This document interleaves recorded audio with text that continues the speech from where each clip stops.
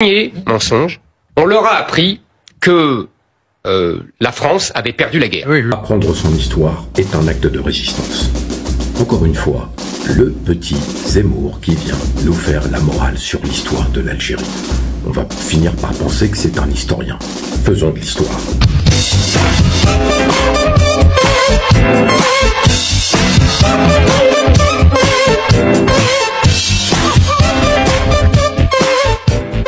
Vous l'avez entendu, le premier mensonge, parce que là il va nous poser une quantité de mensonges selon son point de vue, le premier mensonge c'est qu'on nous a vendu que la France a perdu la guerre contre l'Algérie, guerre débutée en 1954 et qui se termine en 1962, d'ailleurs c'était le 19 mars pour les accords d'Évian, hein, on est au mois de mars, donc est-ce que c'est vrai ce qu'il raconte, en étant honnête, hein, sans prendre parti? Je vous laisse réfléchir. Alors, déjà, on va essayer de comprendre pourquoi il dit ça. C'est quoi une guerre? Pour l'Algérie, c'est une guerre. 54-62. Pour la France, c'est une opération de maintien de l'ordre. Vous voyez?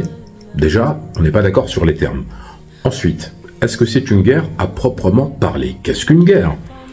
Le fait que l'Algérie ait été colonisée pendant 132 ans et que, nécessairement, quand le FLN va commencer à déclencher des opérations et pouvoir justement essayer de mettre une pression sur la France pour obtenir une indépendance, la France va envoyer des parachutistes et son armée. Bon, opération de maintien de l'ordre d'après les Français. Le conflit va monter en intensité. Est-ce qu'on parle de guerre? Alors, d'après les spécialistes justement de l'art de la guerre, on dirait que oui. Mais pour d'autres, ça va être, il n'y a pas de guerre puisque la France est un pays et l'Algérie est une colonie. Je rappelle qu'en plus, la France avait une volonté de départementaliser l'Algérie. Donc, certains vont vous dire, comme Zemmour et d'autres, il n'y a pas de guerre puisqu'il y a la France qui doit rétablir l'ordre dans une colonie, dans son département, puisque voilà, mais attendez, on va refaire machine arrière. En 1830, l'Algérie n'a rien demandé. Je veux dire, quand les Français arrivent et qu'ils massacrent tout le monde, et qu'après, pendant 132 ans, ils vont piller, tuer, assassiner, c'est plus de 5 millions de victimes, on n'a rien demandé. Donc, en tout état de cause, on peut parler de guerre dans la mesure où il y a bien deux camps.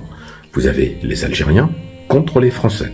Donc, même si les Algériens n'ont pas d'armée au début à proprement parler dans le sens constitutionnel ou étatique, il est clair que le FLN, le Front de Libération Nationale Algérien, va se constituer des Katibas, etc., qui vont s'apparenter à une armée et, au fil des années, progresser dans l'acquisition de matériel et même dans le déploiement d'une stratégie.